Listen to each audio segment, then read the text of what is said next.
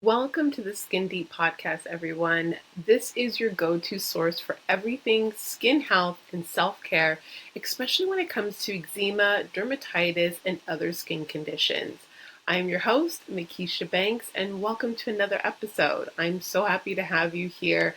I'm happy to be back and doing regular recordings because it's been a little bit of a struggle in the month of June to July, but I'm really happy that I've been coming back on to do some more videos and more content because I've been getting that feedback that it's been helping people, and I want to continue to help people, especially in this area, because I find the industry is, a little bit shaky. So today's episode, I really want to focus on menstruation, so meaning our menstrual cycle and eczema or skin health in general, because I think there's not a lot of information out there that helps people understand what your skin is doing in each of the phases of your menstrual cycle, because I realized I actually didn't notice it until later on that my skin was kind of going through this, back and forth kind of motion when I was overall just going through my menstrual cycle. And I didn't really take in that my skin obviously is going to have changes as well.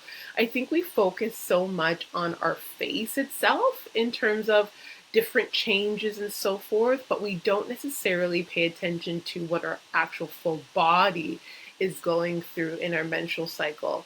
So today I really wanted to focus on those things today, or those topics. So I'm going to be going through each stage of our menstrual cycle, what's happening, what we can do, and how we can support it.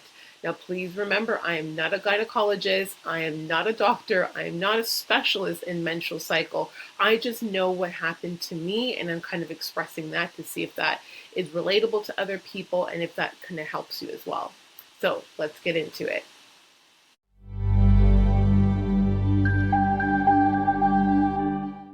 So first things first, there's four major cycles in our menstrual cycle, but I look at it more as in a breakdown of before, during, and after. And the after, there's like ideally 2 cycles after. So I'm going to split it up into those three in that general idea so that you can understand that, and then we'll go in a little bit more detail. So what I like to call it is in the beginning, so prior to your menstrual cycle, they always say, we always get these binging, want to eat chocolate and sweets and so forth just to comfort ourselves. But that's actually the wrong thing to do, because when you're doing that prior to your menstrual cycle, you're going to have a very bad breakout. You'll get the pimples all over the face. You might even get congestion and inflammation on the skin. And that's why it's important that prior to your actual menstrual cycle phase, you want to detox. You actually want to calm the skin down. So they call it the luteal stage. Okay, so what's happening at this stage is progesterone is going high and then it's peaking low. So it's like peak up and then peaking down. So when that happens, you're going to find there's an influx of oil production really quickly. And because that happens, that's when we're getting the breakouts on the face. So we're getting pimples all over the face. We're getting all of these different dry skin patches as well. You're going to find that your skin is inflamed and you want to scratch. You want to scratch the skin. And it's because our inflammation is going up higher due to the fact that progesterone is going lower. So the things that you really want to do in this stage is to calm and detox. So calming and detox, you want to use things that are anti-inflammatory, antioxidant. So then that way your skin is oxidizing and it's removing those inflammation and removing the things or the bacteria that's causing your skin to be irritated, and to get rid of the bacteria that may be clogging into your skin. So for example, the things that I like to use is our Ever Soothe collection, because that collection is all based on inflammation. So there's chia seeds in there, there's a vitamin E rich ingredients, there is witch hazel ingredients in there, there's peppermint oil, there's tea tree oil. There's a lot of ingredients that are in there that are really helpful in terms of calming inflammation. But even for yourself, the great thing to do is just go ahead and find things that are vitamin E or antioxidant rich in order to calm down the inflammation and that production of oil in the skin. So other things that I have on here that I wrote down is to do salt soaking. I love a bath salt because those are really good at adjusting your pH level. It's really good at also calming down inflammation and that irritation that you want to in terms of like scratching and so forth. So having a salt bath is great, and they have so many other minerals that are in a salt bath that really help the skin just calm and soothe. I've never left a bath without feeling super hydrated, rejuvenated, calm, soothed, and relaxed. So that's the time to do it prior to your menstrual cycle coming, because unfortunately, I know some people can't do bath soaking when they're on their menstrual cycle, just because of sanitation for themselves. But that would be my suggestion in terms of that pre-stage prior to actual menstrual cycling. Okay, or menstruation. Okay, foods that are great is like dark berries, salmon. I find I like to eat omega-3 rich foods, like not over too much, because again, we don't want to overproduce too much oil. But I start to have those foods a little bit closer to the menstruation, because when you are menstruating, this is where I didn't take this part in until I was scratching and I noticed my skin was like super dry and dull.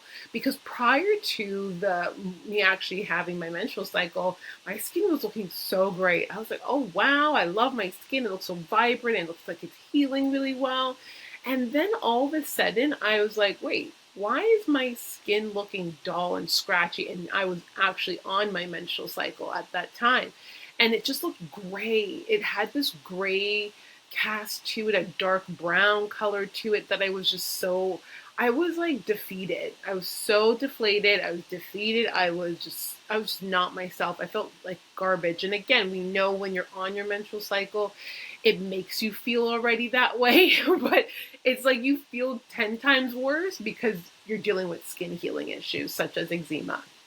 So during your actual menstrual cycle, so what's happening hormonally, estrogen and progesterone is at its lowest. So this is where you are lacking the nutrients, the minerals, and so forth, because you're excreting.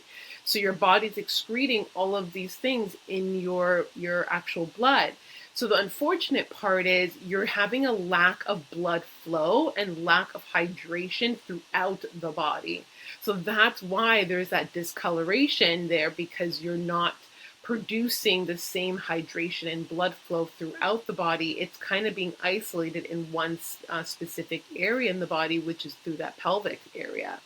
So that's why your skin looks so dry and looks so like gray or just lacks the luster. So things that you could do to really help that stage is to hydrate. Hydrate as much as possible. I talked about this packet of minerals that I was drinking, such as electrolytes in my water in my last video and even on social media. It is what your body needs. It needs trace minerals, it needs electrolytes, it needs water and hydration. And this is the point in the stage where you need it the most. So this is where I'm going to be drinking so much water. I know I want to have my comfort foods. That's what everyone kind of runs to. Everyone's like, oh my gosh, I need to have a latte. I need to have a matcha. I need to have this. This is not the time to have it. It sucks. We want the comfort, but we need more of the water to replenish our body, especially if you're dealing with skin issues. So in this stage, it's super crucial that we're rehydrating and replenishing our body. So I'll start drinking my electrolyte water about 2 to 3 times a day. I'm doubling up on my omega-3s because that dryness is there. So we need to get that oil back into the skin because it's going to support our skin barrier. And then I want to eat grounding foods. I want to eat rich mineral foods such as my vegetables, my greens. Again, if you are a person that eats meat, you want to eat some meat as well now because you want to ground yourself. Beets are amazing at this point. My mom started making beet drinks, and I was like, "Ooh, every time you drink a beet juice, it tastes so good." So I started drinking that as well, and it was helpful. Now, things that you could do on the external of your skin is that's where our Ever Hydrate collection is amazing because it's more nourishing, it's vitamin C rich, it has a lot of thick hydrating oils that are in there and butters that are in there. So you want to almost protect that skin barrier. So this is where it's good to use either oils and do like a mixture with like an oil or a butter, or just use your butters in general over top of the skin because the skin right now needs an actual thicker barrier over top. And also calming and soothing rituals. Like this is the time where you feel the most sensitive, you feel the most aggravated, frustrated, all of the things you can think of, why they call it PMS. This is just because your body is going through something not traumatic, but something that's very aggressive, right? So it's important that you're doing things that soothe the skin, the mind, the health, the aura, the energy, and so forth. So I would do journaling, sleeping. You want to replenish the body, so sleeping is definitely going to be a benefit. And then you want to do, walking in nature. You can do yin yoga if you want to. Nothing strenuous on the body. This is the time where you want to be in your feminine state and really take care of yourself. As opposed to where people are like, just go, go, go to work, go do this, go do that. I know it's not very easy for everyone to take the day off on this stage or at this stage, but it's crucial. So either give up your shift, do a half day, whatever you can do so that way you can support yourself at this stage is super important. So that's where I try my best not to work around my menstrual cycle because I'm not a happy person to be around. Like I can be, I can, try my best, but why force something when you're supposed to protect and support the body? So that's what I prefer to do, is to support my body versus pushing my body.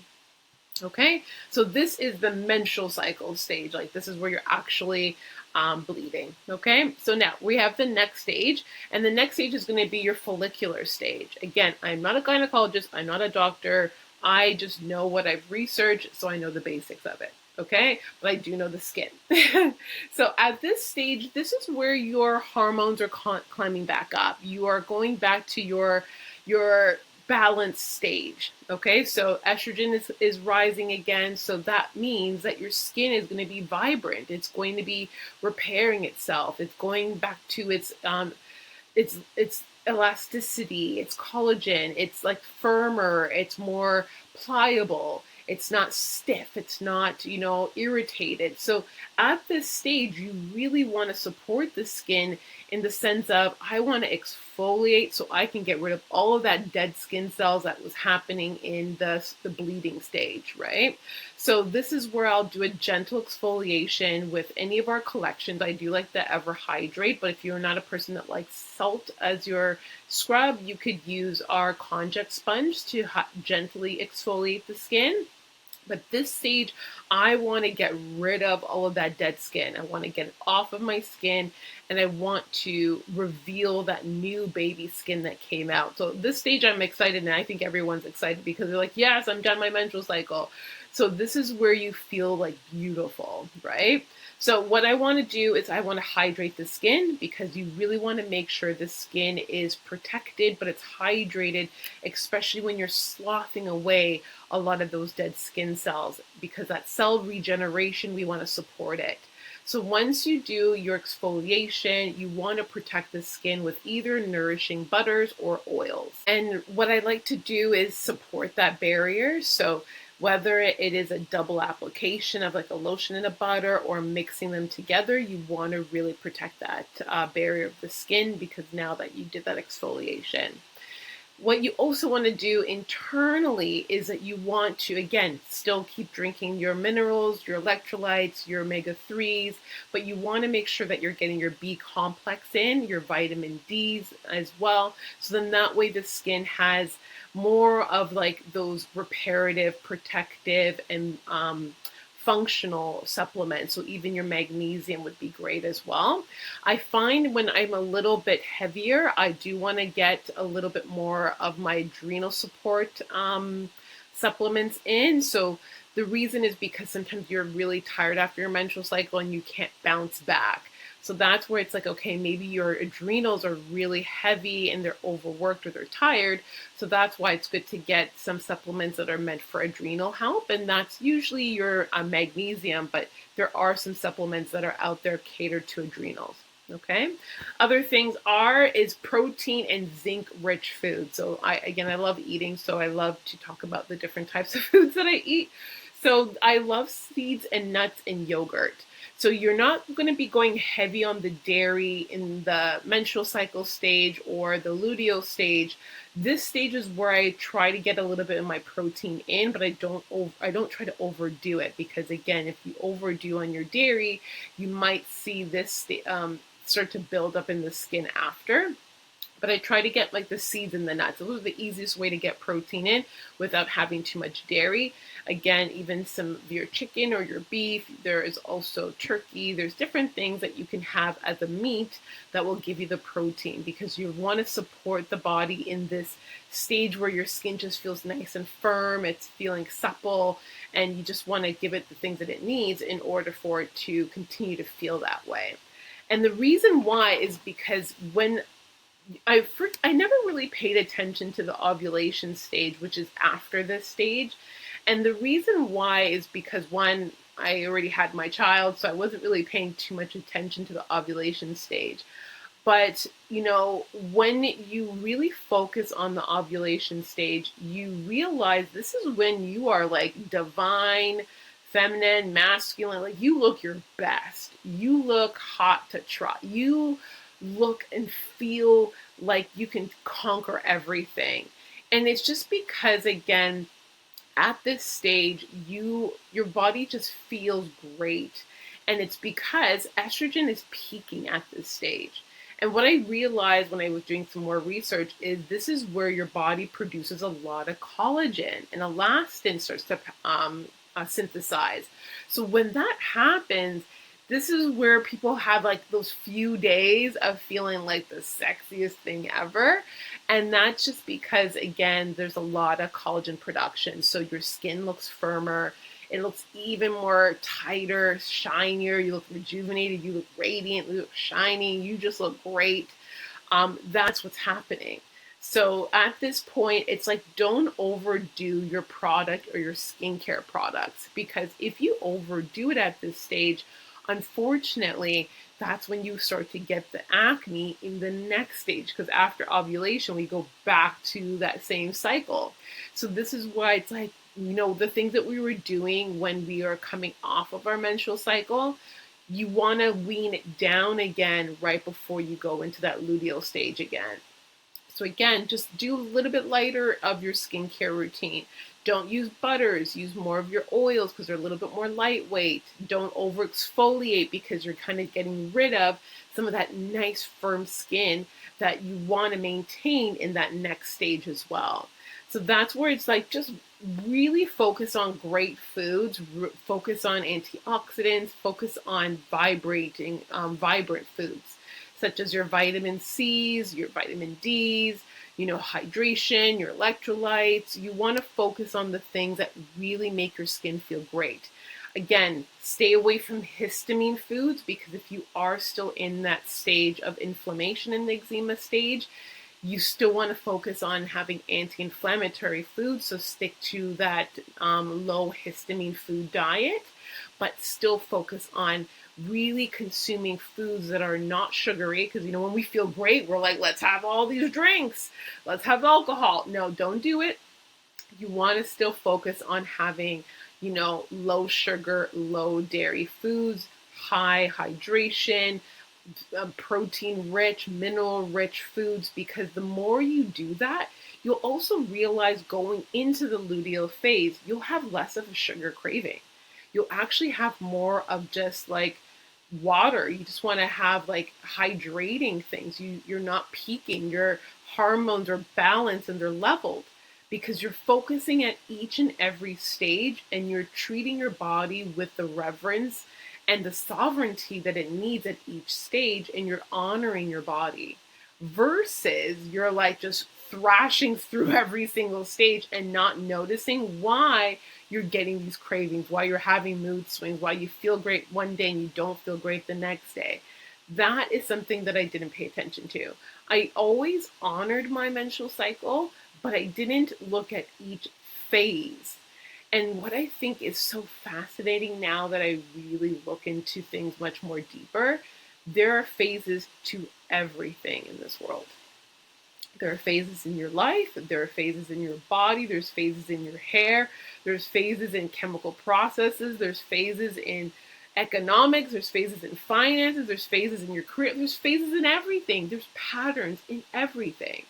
So if you really pay attention to your body and the phases that your body is in, you'll realize that you can switch your rituals, your self-care rituals to cater to every stage. And when you do that, you realize you're always ahead of the ball. You already kind of know what you're dealing with. You know what these sensations are, and that allows you to be kinder and gentler with yourself.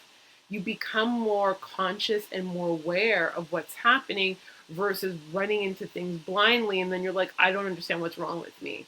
There's nothing wrong with you. You're just not paying attention to the cycle or the phase that you're in. And once you pay attention to the cycle and the phase that you're in, you will realize, okay, I'll make this adjustment, this adjustment, this adjustment, and then I'll feel better after.